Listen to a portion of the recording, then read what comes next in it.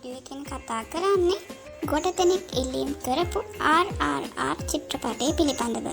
ඉතින් මේ චිත්‍රපටය අධ්‍යක්ෂණය කරලා තියෙන්නේ එස් රාජමෞලි විසින්. චිත්‍රපටය සඳහා ප්‍රධාන නළුවන් විදිහට රංගනයෙන් දායකත්වයේ සපයන්නේ NTR, රාම්චරන් සහ අජේ දේවගන්. ඒ වගේම මේ චිත්‍රපටයේ ප්‍රධාන නිළියන් තමයි ආලියා භට් සහ ඔලිවියා මොරිස්.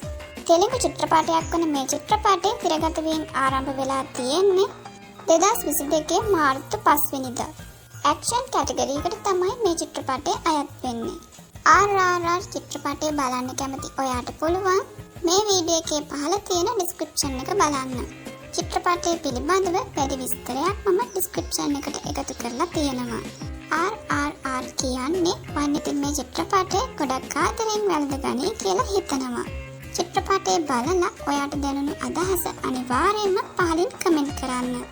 ඒ වගේම වීඩියෝ එකට ලයික් කරලා යාළුවෝ අතර ෂෙයා කරන්න අමතක කරන්න එපා. ප්‍රේක්ෂකයා මේ වීඩියෝ වලට දක්වන ප්‍රතිචාර මත හැමදාම වගේ මූවිස් බලන්න පුළුවන්. පළවෙනි වතාවට බලන කෙනෙක් නම් channel එකේ මේ වෙනකොට චිත්‍රපට 200කට අධික ප්‍රමාණයකට මම වීඩියෝස් කරලා තියෙනවා. ඉතින් ඒ වීඩියෝස් බලන්න ඔයාට පුළුවන්. දැන්ම subscribe කරලා notification bell icon එක click කරලා තියාගන්න.